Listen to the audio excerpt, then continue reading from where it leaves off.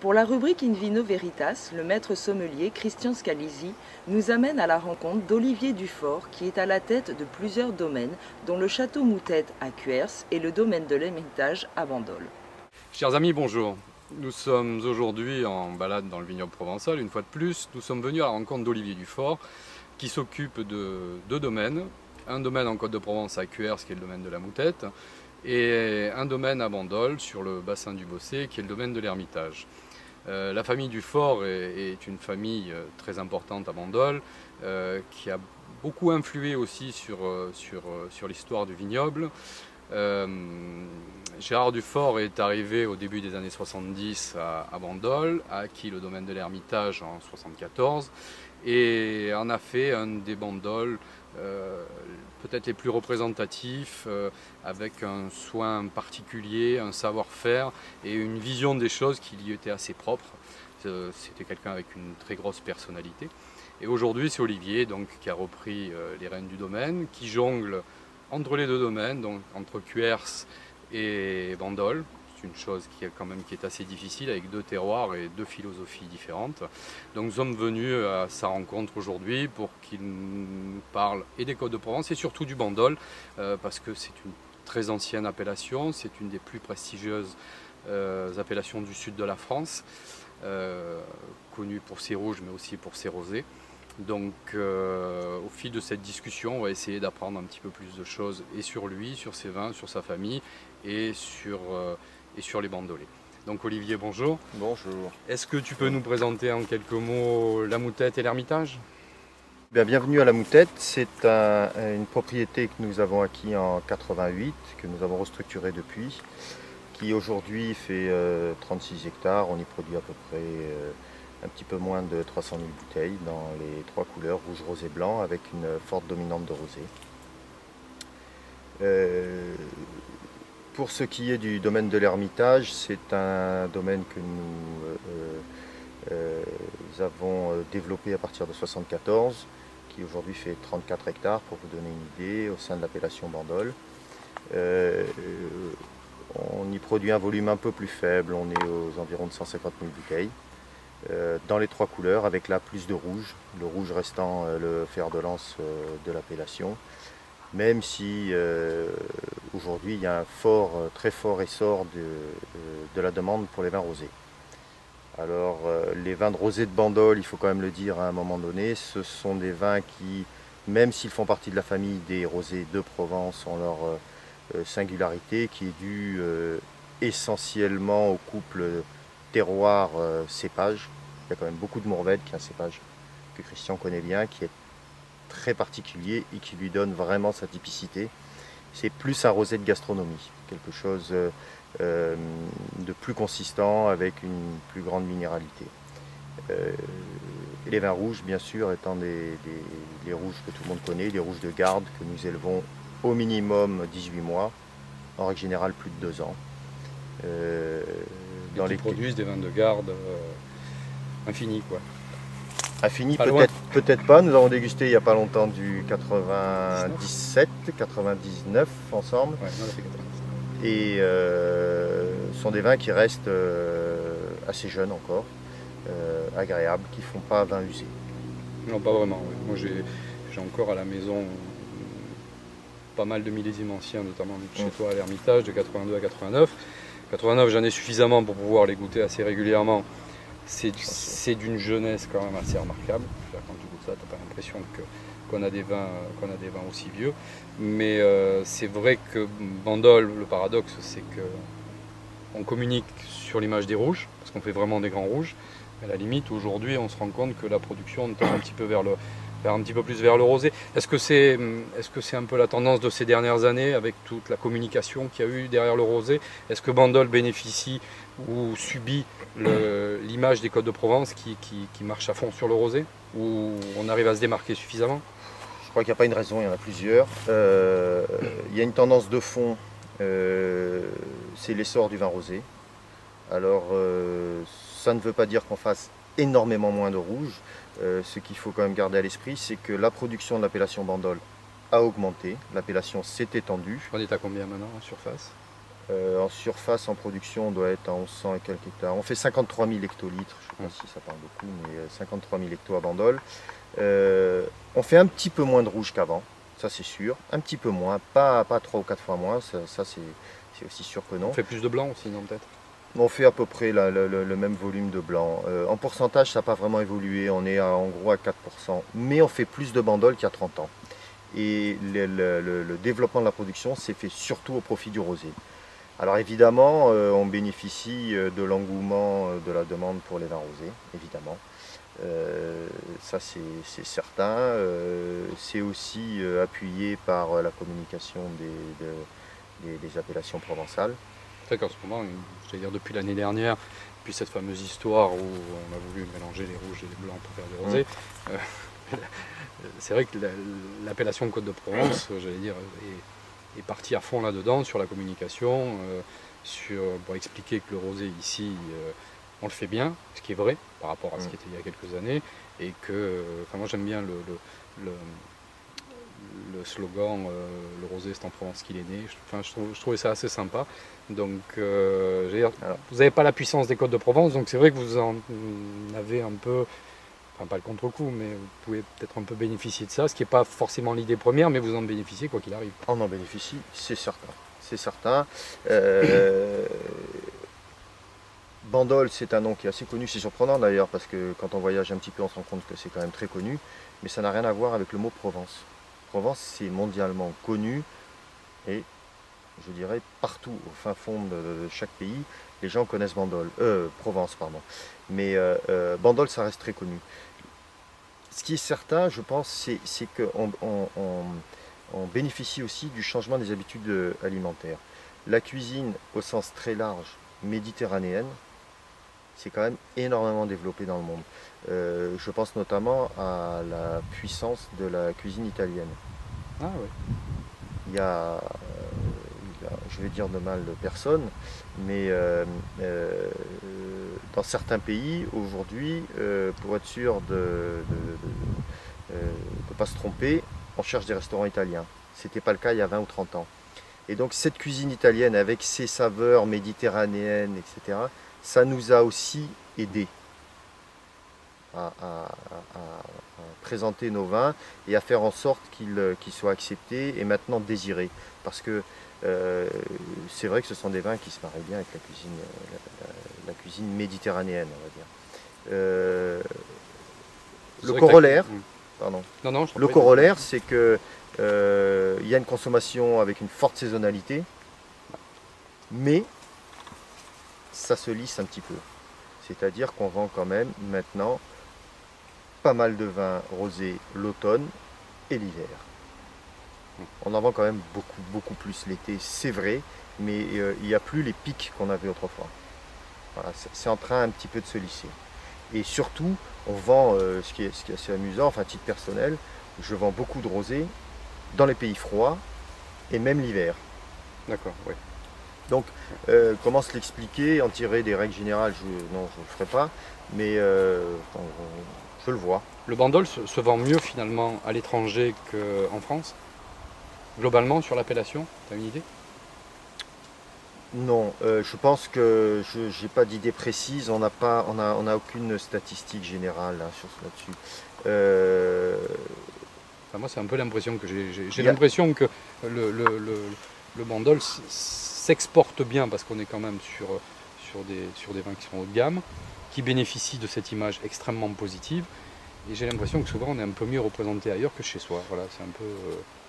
Je pense qu'il y a une chose importante à savoir sur le Bandol. Le Bandol, c'est un vin de connaisseur.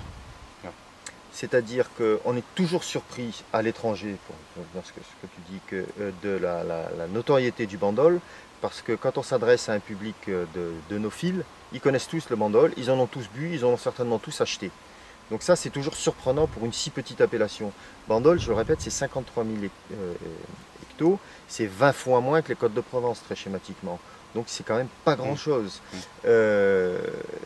C'est un vin de connaisseur. Alors, pour ce qui est du marché, je pense que géographiquement, la région PACA, c'est quand même la zone de consommation principale, ça c'est sûr. très ancré dans le Var aussi. Hein. Après, il y a des régions poids lourds. Il y a la région parisienne qui, de toute façon, par le volume de l'activité de restauration, est quand même assez consommatrice.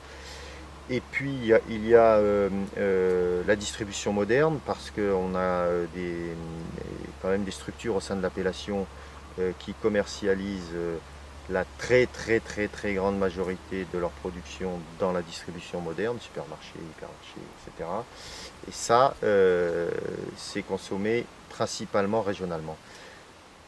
Ensuite, pour ce qui est de l'étranger, je crois qu'on y va encore beaucoup plus de rouge que de rosé. Oui, je pense aussi. Et puis finalement, comme c'est un vin de connaisseur, on vend beaucoup de vins, soit directement au consommateur, qui vient sur les domaines, on a une bonne fréquentation, qui se rend chez les cavistes. Et dans ce cas-là, c'est je dirais comme ça, de façon empirique, 2 bouteilles sur 3, c'est du rouge.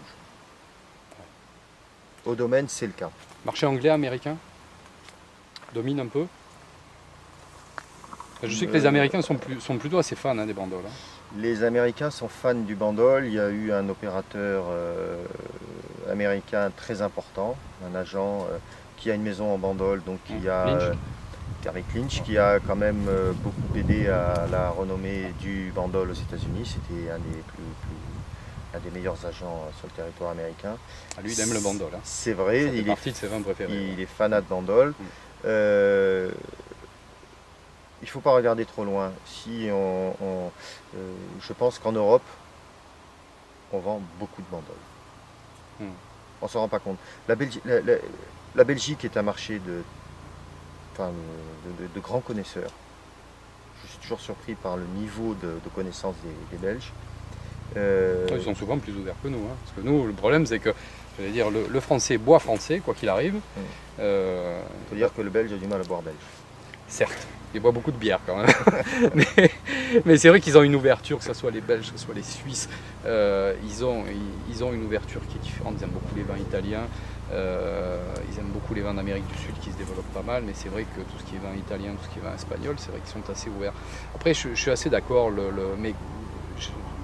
malgré que Bandol produise aujourd'hui du rosé, ce qui est peut-être pas ce qui enchante le plus les vignerons, mais Bandol est un vignoble qui produit des vins à très forte personnalité. Quand tu bois du Bandol, tu n'es pas insensible, quoi. Il se passe quelque chose. Absolument. Il y a une vraie personnalité dans ces vins-là. Je pense que les consommateurs aujourd'hui, moi je le vois un petit peu autour de moi, est à la recherche de vins avec des vraies personnalités. Non plus des vins, enfin je ne vais pas leur taper sur la tête, mais c'est vrai qu'aujourd'hui, comme tu vas dans le Médoc, tu commences déjà à payer très cher pour des vins qui ont tendance à être faits dans un moule un peu unique, beaucoup de choses se ressemblent. C'est bon, mais ça manque un peu d'émotion. Je dirais le rapport qualité-prix, il n'est plus vraiment. Alors que c'est vrai quand tu es sur des vignobles comme Bandol ou globalement sur les vins du sud de la France, comme la vallée du Rhône, mais c'est vrai qu'à Bandol, il y a de l'émotion, il y a de la personnalité. Quand on goûte un vin, un vin rouge de Bandol, ça te laisse pas indifférent, quoi. Je trouve qu'il y a vraiment une émotion, il y a une complexité. C'est des vins qui vieillissent remarquablement bien. J'ai eu l'occasion d'en goûter des très vieux, puis je veux dire, toujours. On est surpris de voir leur capacité de garde, leur potentiel. C'est des vins qui sont bons malgré tout les premières années, mais qui développent un potentiel qu'on ne retrouve pas ailleurs. Et je pense que les consommateurs sont de plus en plus à la recherche de gens avec une vraie identité, avec une vraie notion de terroir. Enfin, moi, je sais que je mets beaucoup l'accent là-dessus, sur l'identité et sur le terroir. Je trouve que Bandol fait partie de ces quelques vignobles qu'on a en France qui ont un fort potentiel. Après, Bandol, si je ne me trompe pas, c'est 41, le passage de l'AOC, ouais. Alors que la première AOC, c'est 1936. Si Bandol a été reconnu très vite comme parmi l'élite des appellations d'origine contrôlée, à mon avis, c'est qu'il n'y a pas de secret, c'est qu'il se passe quelque chose. Mais Bandol, moi, ça fait 20 ans que je les pratique, que je les fréquente. Je trouve aussi, on parlait de personnalité dans les vins, mais c'est aussi une appellation très riche en personnalité, mais physique. Hein. J'étais en train de penser, j'allais dire, c'est tout bête, hein, ce sont des vins de vignerons, tout simplement. Ah, oui, voilà, c'est aussi simple que ça. Ouais, c'est pas des vins de vinification. On ne peut pas arriver en disant formidable, j'ai la recette, j'ai tout compris, je vais le faire. Si on n'écoute pas un peu ce qui se fait ailleurs, ce qui se fait ailleurs dans les vignobles, si on ne va pas un peu voir les anciens sur l'appellation, à mon avis, ça risque de prendre un petit peu plus de temps et d'être un petit peu plus compliqué. Mais c'est vrai que c'est une appellation avec beaucoup de richesse en personnalité. Il y a des figures. Ouais, il y a quelques figures. Elles sont nouvelles en plus, donc c'est assez marrant ce côté-là. Ouais, parce que depuis quelques années, j'allais dire, les enfants ont succédé à leur père. Oui, ou leurs parents. Beaucoup d'exploitations. Il y en a beaucoup comme ça. Finalement, la moyenne des vignerons sur Bandol, il y a les parents, mais il y a les enfants qui commencent, la génération 30-40 qui commence. Je veux dire que ça commence à rajeunir, mais ça fait 10 ans que ça commence, donc ce serait temps. Mais oui, ça rajeunit un petit peu. Il y a eu des vagues. Il y a eu des vagues, il y a eu milieu des années 70, début des années 80, puis aujourd'hui il y a un renouvellement. Ça c'est certain. Et une question qui revient assez régulièrement, c'est que, enfin moi je le vois à travers le grand public, les gens s'étonnent du prix du Bandol. Ils disent souvent c'est cher. Alors c'est pas plus cher que dans les Côtes de Provence, quand tu vas dans certaines propriétés, tu es très largement au-dessus de la moyenne du Bandol. Qu'est-ce qui fait que le Bandol est peut-être à l'image d'être un petit peu plus cher qu'ailleurs? C'est élevé. Ce qu'il y a d'élevé, c'est notre prix de revient. C'est on ne peut plus simple. Je vais essayer d'être assez précis. On a des charges de production qui sont supérieures pour produire moins. En Bandol, on peut produire jusqu'à 40 hectolitres à l'hectare, 55 en Côte de Provence. Et pour produire 40, ça nous coûte beaucoup plus cher que pour produire 55.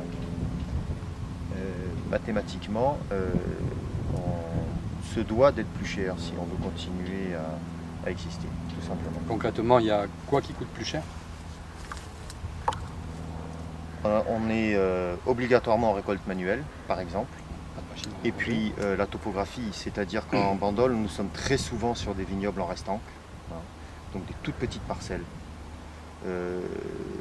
peu profondes de quelques rangées de vignes et très courtes. Donc là aussi, sans exagérer, par exemple à la Moutette, on a des rangées qui font 400 mètres de long. Le tracteur tourne toutes les 400 mètres et ça lui prend 20 secondes pour rentrer dans la rangée suivante. À l'Ermitage, nous avons des parcelles qui font 80 mètres de long et des restanques de 4 rangées. Donc les temps de travaux hectares sont parfois multipliés par 2, 2,5. Alors je peux donner plus de détails, mais schématique, c'est ce qu'il faut retenir. On a un vignoble qui est très souvent en coteaux, donc qui nous coûte plus cher à produire, qui nous donne aussi les vins que nous connaissons. Il n'y a pas de secret. À un moment donné, il faut savoir ce qu'on veut. L'âge moyen des vignes aussi est plus important à Bandol pour pouvoir produire de l'AOC. Alors pour faire des vins rouges, il faut des vignes de minimum 8 ans. Alors c'est une règle, comme souvent c'est une règle à minima, parce qu'aujourd'hui, effectivement, on fait 75% de rosé dans l'appellation, c'est-à-dire qu'on garde les vignes les plus anciennes et les meilleures pour faire les vins rouges. Donc on fait du meilleur rouge qu'avant aussi, il faut aussi le dire. Fatalement, nous faisons du vin rouge avec des vignes assez âgées. Pour ma part, toutes les vignes à rouge ont plus de 35 ans. Ouais.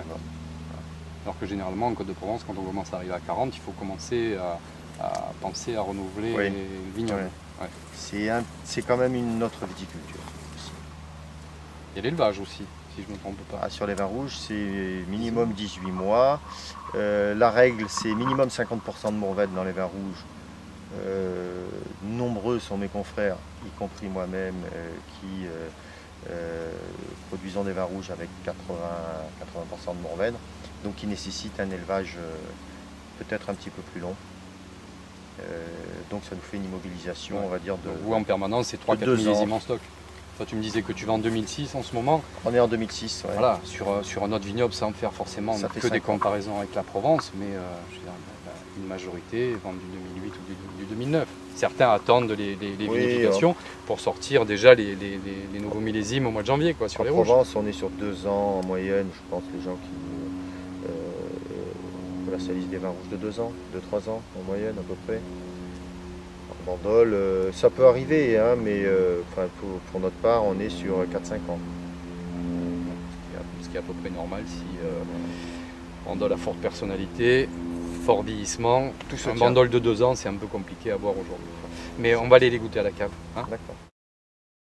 Christian a déjà dû le dire précédemment, les vins rosés et blancs, en règle générale, enfin les vins rosés de la région sont à consommer plutôt avant le 2e été qui suit la récolte. Ouais, on dit comme dans les rosés, dans les rosés et les blancs, ici on dit souvent qu'un millésime chasse l'autre, ce qui est vrai pour les rosés parce que c'est à boire sur la fraîcheur. Donc là, la cuvée Vieille Vigne 2010, pardonne-moi, on ne sait pas, je te disais. Grenache, Cinsault, Syrah. Le Grenache Cinsault, c'est la base de ce qu'on trouve dans tous les rosés. Généralement, le Grenache va apporter la rondeur, le Cinsault va apporter toute la finesse aromatique, toute l'élégance. Alors là, c'est vrai qu'on est sur un rosé quand même qui est très tendance. Avec une couleur quand même assez pâle, avec un saumon relativement clair, quelques reflets un petit peu gris, une belle brillance. C'est vrai que ces dernières années, la couleur a une importance primordiale. Moi je sais que quand je vois les gens choisir leur vin, la couleur fait 90% de l'achat. De toute façon, la tendance n'est plus aujourd'hui à faire des rosés plus colorés. On veut de la légèreté, on veut de la finesse. C'est ce qu'on recherche. Oui, et puis souvent le consommateur associe beaucoup de choses qui n'ont rien à voir à la couleur. Souvent on pense qu'un rosé qui est foncé, c'est un rosé qui est très alcoolisé, et c'est pas forcément le cas, loin de là,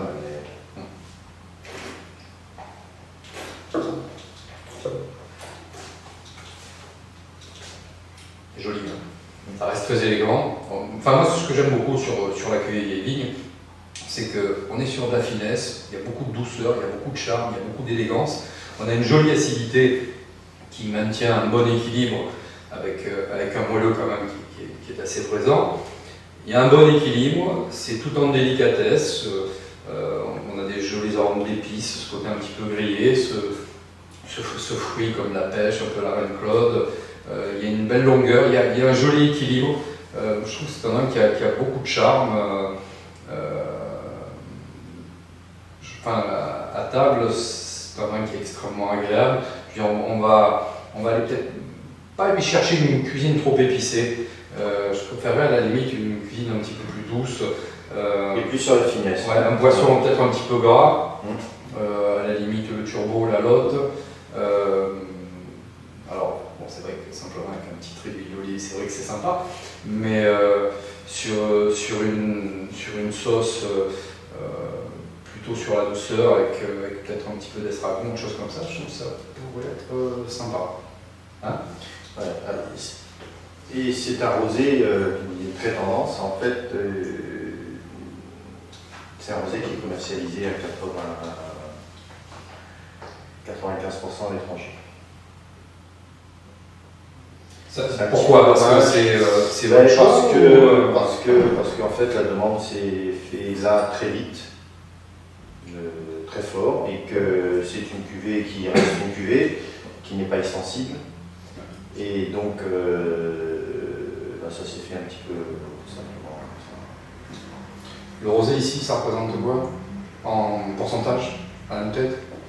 95%, 90%, enfin entre 90 et 95%, j'ai pas fait le calcul, ouais.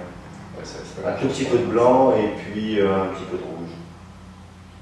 Mais oui, c'est 90% de rosé. Et en rouge, ce qui est bien, c'est que j'ai vu que tu commercialises 2005. J'ai fini de commercialiser 2005 et on commercialise 2006. En cuvée Vieille Vigne 2005 et 2006. Et en cuvée traditionnelle, c'est la fin du 2006. C'est bien, on a un petit peu de recul, on l'a goûté l'autre jour, le 2005. Il y a un petit passage en bois, si je me rappelle bien. Cuvée Vieille Vigne, oui, barrique. Ouais. Moi je trouvais que ça lui apportait une super complexité. Parce que je suis pas fan de la barrique. Ça marque pas, ouais. Ça apporte justement, je trouve que ça donnait un mariage qui est assez intéressant. Puis là où globalement, même si 2005 est une belle année, on a souvent des vins qui sont un petit peu en réserve. moi j'ai bien aimé, j'ai bien aimé la finesse et l'élégance du 2005. Ouais, non, j'ai bien aimé.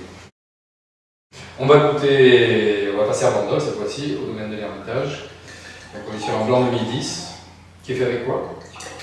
Qui est fait avec de la clairette, minimum 50%, on a la moitié de clairette dans le Bandol blanc, de l'uni blanc et un petit peu de roll Valentino. On a un peu moins de 10% de roll. On fait un blanc qui est un petit peu atypique pour l'appellation. Moi j'aime beaucoup les blancs qui sont faits à l'Ermitage. Peut-être du fait du roll, mais on recherche une certaine minéralité. Le terroir il y a peut-être pas beaucoup. Le terroir joue. Ce qu'on évite de faire, c'est un blanc lourd. On n'aime pas du tout ça. Donc on est plus sur un blanc de fraîcheur. Et l'implantation du roll à Bandol. En Provence, le roll a complètement conquis l'ensemble de l'appellation. Comment on est à Bandol maintenant avec le roll? La présence du roll est limitée à 10%. On ne peut pas avoir plus de 10% du roll dans ces pages. Donc on reste sur clairette unie, Bourboulin, je crois. Oui, avec une majorité, enfin avec 50% de clairette minimum dans les vins blancs. C'est peut-être un petit peu dommage, mais bon, c'est ainsi. Moderniser un peu l'encépagement de l'appellation, vous en êtes? Pour les blancs, ouais. Il y a eu des tentatives, le roll en a fait partie, et en fait tous ces cépages accessoires ont été limités dans leur globalité à 20% d'encépagement et à titre individuel 10%. Donc c'est une évolution qui est contenue. Pas de modification dans ce cépagement. On a la clairette unie, on s'en contente et on reste là-dessus. Non, il y a quand même des... enfin 10%. On va faire des fouilles avec ça.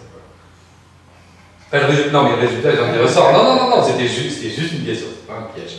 Mais moi j'aime beaucoup, je veux dire, c'est vrai que j'allais dire que globalement, c'est franchement intéressant ce qui est fait sur l'appellation en blanc. Hein. Ce qu'il faut éviter, le problème de la clairette, c'est qu'il faut que ça soit mûr, mais pas pâteux. Ça pêche un petit peu par un défaut d'acidité, la clairette. C'est souvent un peu triste, donc c'est un peu oxydatif. Donc l'uni est là pour ça. Ouais. En fait, l'uni apporte le côté rééquilibre de tout.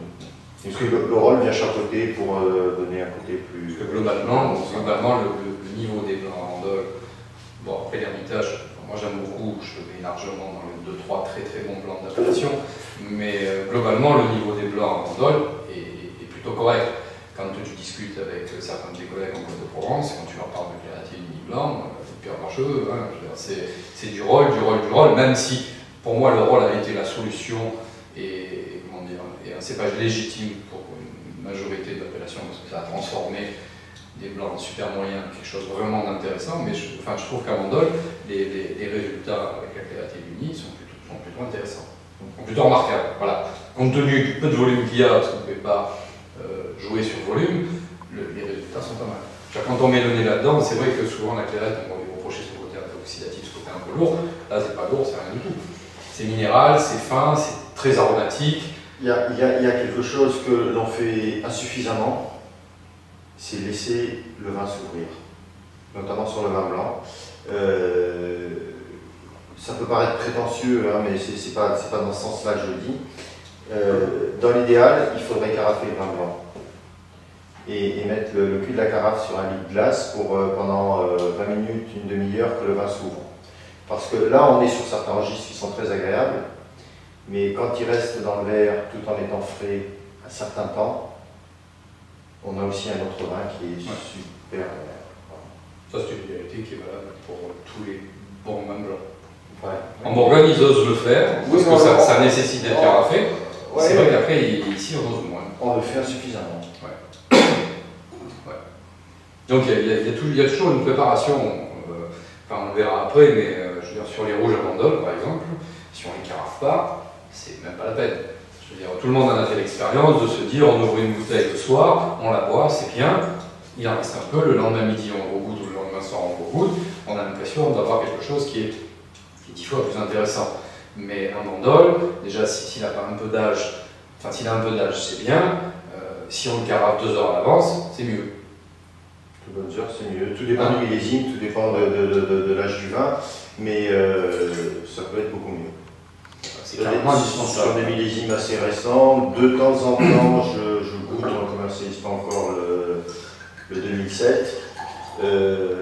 Dans l'idéal, il est ouvert en milieu d'après-midi pour le soir, à la maison. C'est ce que je fais de plus en plus. Ouais. Même si je suis toujours très modéré sur le passage en carafe, parce que j'ai toujours peur de perdre les premiers instants en fait, d'aération et d'ouverture, je trouve que finalement, au bout de 2-3 heures, moi je sais que si c'est à boire le soir, généralement, 17-18 heures, je commence à carafer pour des vins qui vont être bu à 21h, 22h, et je veux dire, il n'y a pas de faiblesse. Alors ça, c'est 2004. Joli millésime. Ouais. On lui a un peu tapé sur la tête quand il est sorti, parce que les vins se goûtaient, je me rappelle, se goûtaient très très difficilement, les 2004. Et puis on a eu après, au bout de 3-4 ans, des vins qui étaient magnifiques. C'est dur, c'était un peu dur, un peu austère. Chez nous, c'est amplifié parce qu'à l'Hermitage, on est sur un des terroirs les plus tardifs de l'appellation. Hein, on est sur on a une partie du vignoble au Brûlat et l'autre partie au Bossé, au Rouve. Et là, on est dans un cirque qui est un des plus froids et des plus tardifs. Donc, ça nous donne, on est sur des terres du Trias, là, ça nous donne des vins rouges qui sont très austères au départ, très fermés. Il faut leur laisser du temps. Puis 2004, c'était un millésime qui était assez puissant, on va dire. C'était compliqué un peu à vinifier, d'après ce que je me souviens. 2004 fermentation un peu traînée, c'était un peu compliqué. Voilà. Oui, moi c'était mon premier millésime quand je suis revenu m'occuper des domaines. Et échappé à 2003, c'est bien. J'ai échappé au domaine, oui. Mais c'est un millésime qui a été très intéressant pour moi en vinif. Même ici à la Moutette, la cuvée Vieille Vigne Rouge 2004, à mon grand désespoir, on a été commercialisé, je crois, on a vendu ça en 6 ou 7 mois parce qu'il y a eu une espèce d'engouement. Et je ne sais même pas s'il nous reste des bouteilles à titre personnel. Mais ça a été on a fini les vendanges début octobre, même ici à la Moutette, sur le rouge Vieille Vigne. On avait fini depuis en gros 15 jours les rosés. Et les derniers Mourvèdre, on les a rentrés, je crois que c'est 3 ou 4 octobre. Le Mourvèdre, le cépage le plus tardif Un des plus tardifs, oui. Il reste en Provence, oui, on récolte après le Carignan. C'est majoritaire, c'est le plus tardif. Majoritaire c'est un Bandol. Un Bandol, oui. C'est un cépage de. C'est le plus risqué finalement. Maturité, 3e génération. Il est comme les jolies femmes, il est très difficile à conduire. Ouais. C'est un peu risqué. Mais quand c'est bon, c'est très bon. C'est joli parce que malgré qu'on vient de l'ouvrir, il y a un nez qui est éclatant sur le fruit, il y a une complexité aromatique qui est absolument remarquable, parce que ça va du petit fruit rouge à des notes un peu truffées derrière, avec ce côté un petit peu confituré, il y a des notes d'épices. Bon, c'est poivré, c'est un peu la typicité du Mourvèdre, dans ce côté un petit peu poivré. On est extrêmement jeune, même si on a de la complexité, parce que c'est quand même les arômes de fruits rouges qui dominent. Les tanins, bon, on a une belle trame, il y a du moelleux, il y a des tanins quand même qui sont présents mais qui ne sont pas agressifs, il y a une très belle fin de bouche, c'est joli. Je ne veux pas faire de surextraction. Hein, non, ce sera le but, parce qu'après ça serait lourd. Le problème c'est que ça devient lourd après. C'est fin, c'est élégant, il y a une vraie personnalité, il y a une vraie identité. C'est une bande, ça c'est sûr. Voilà. Alors ce qui est intéressant avec une bouteille comme ça, c'est que tu mets ça dans ta cave. Un peu frais. Ouais, enfin, pour la dégustation, ça ne me gêne pas. Mais tu mets ça dans ta cave, si tu as envie d'en profiter, tu ouvres, tu bois, c'est bon. Par contre, ça, tu peux laisser vieillir. On est quand même sur une structure quand même assez marquée. On a des vins avec une vraie personnalité. Il n'y a pas que du Mourvèdre, il y a quand même un petit peu de Grenache, une poignée de Carignan, mais c'est quand même 80% de Mourvèdre. Ouais, là voilà. 2009, pas loin. Ça reste des vins, comme tu dis, c'est des vins de connaisseurs, c'est des vins avec une vraie identité. Voilà. Quand tu bois ça, pas indifférent, quoi. Rien ne te laisse indifférent. Enfin, moi je sais que c'est ce que j'aime beaucoup, Je pense qu'aujourd'hui, quelqu'un qui est amateur de vin va rechercher ce type de vin, c'est-à-dire que c'est des vins qui donnent une certaine émotion, où il y a d'un millésime à un autre, il y a une vraie typicité du millésime, il y a une vraie trame parce que ça reste du Bandol, mais on a vraiment quelque chose qui se passe. On voit, je vois très bien ce que tu veux dire, c'est ce que je disais tout à l'heure, quand les gens viennent au domaine, vont chez le caviste acheter ça, on boit rarement du Bandol rouge par hasard, ou du moins on achète quasiment jamais du Bandol rouge par hasard. On sait à quoi s'attendre et on vient chercher ça. C'est aussi une satisfaction pour nous. C'est pas un peu frustrant d'être connu pour ses grands rouges et non du rosé? Enfin, je parle pas pour toi, je parle de façon générale. Non, du rouge aussi. Ouais. Je prends du rouge, on fait un petit tiers de rouge. Et il faudrait que je fasse un peu plus de vin rouge. Mais il y a une telle pression sur le rosé que... Le problème c'est que tu as manqué avec toi. C'est difficile de jongler, il faut tout concilier, donc ça c'est quand même pas très, très évident. Ouais. C'est encourageant. Très honnêtement, le vigneron se fait plus plaisir à produire des vins rouges que des vins rosés. Certainement, c'est sûr. Mais... Est-ce que tu penses qu'aujourd'hui, à l'heure où on a tendance à chercher des standards et des goûts toujours identiques, est-ce que tu penses qu'une appellation comme Bandol peut avoir un avenir dans ces vins à forte identité? Si tout le monde cherche du standard, c'est notre chance parce que nous ne serons jamais standards.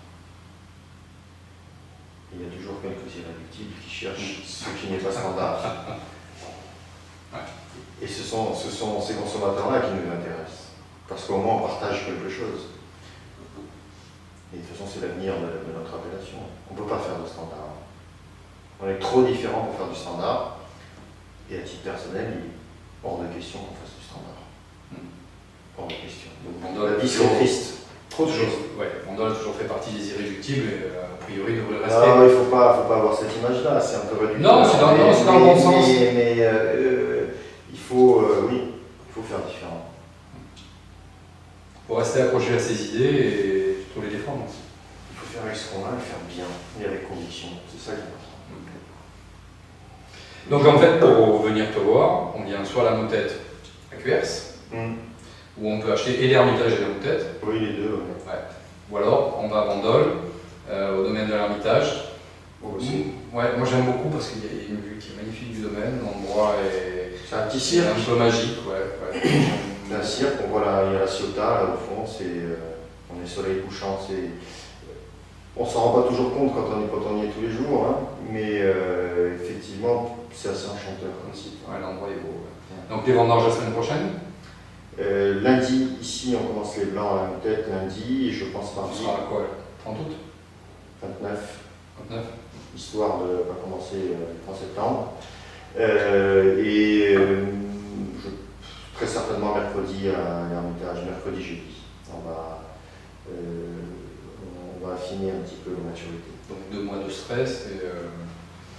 Non, on finit le gros morceau en septembre. Et puis si on finit pas en septembre, il nous restera quelques parcelles de Mourvèdre pour les rouges début octobre. Après, c'est le millésime qui régit tout. On va avoir une bonne acidité cette année. Je ne sais pas aujourd'hui comment vont s'enchaîner les vendanges. Parce que c'est, on va dire, 5 semaines ça dure 5 semaines, mais on ne mange pas tous les jours. Ouais. Donc il y a énormément de coupures. Là, je ne sais pas encore vraiment comment ça va s'enchaîner. Il fait très chaud depuis une dizaine de jours. Donc c'est ce qui est déterminant. Est-ce que ça va nous rendre les cépages assez homogènes en termes de maturité ou pas? Je pense que d'ici une semaine, on aura une meilleure. Ça ressemble à quelque chose que tu as déjà vu comme année? Personnellement, non. Non, en qualité de raisin ou non, parce que en fait, On s'est longtemps plaint d'un déficit hydrique. Je pense que depuis 2 ans, on a eu pas mal d'eau en hiver et au printemps. Cette année, ça a été le cas après une année bien chargée. Donc, il y a de l'eau, les vignes ne souffrent pas. On a eu beau temps jusqu'en juin. On a eu, enfin, beau temps. Non, on a eu, en termes de chaleur, ça allait à peu près. Juillet a été très frais. Ouais, c'est vrai. Donc ça nous a certainement retardé un petit peu la maturité. Un peu modéré, ouais. Au mois de mai, mi-juin, on pensait avoir une semaine d'avance ou 10 jours d'avance. Aujourd'hui, non, parce qu'on va commencer normalement. Je sais pas, non, moi je ne vois pas de millésime. Enfin, globalement, ça sera quelque chose d'équilibré, quoi qu'il arrive. Avec un point positif, quelque chose qui nous fait très souvent défaut, c'est l'acidité. Donc cette année, on va avoir une bonne acidité. Merci. Ouais, ouais, parce qu'ici, c'est. Les sucres, on les a, mais après, souvent, ce qui est déterminant, c'est l'acidité. Ouais. Donc il faudra venir au goûter. En novembre. Oui, d'accord, je oui, donc je viendrai la semaine prochaine. Bon, en tout cas, merci Olivier, c'était vraiment sympa. On a goûté vraiment des jolies choses, et puis j'invite tout le monde à venir soit à la Moutonne, soit à l'Hermitage, parce qu'il y a vraiment des jolis vins à découvrir. Merci en tout cas. Voilà, c'est terminé pour ce numéro. Nous vous souhaitons à tous et à chacun une bonne rentrée. Nous vous donnons rendez-vous au 1er octobre. Au revoir.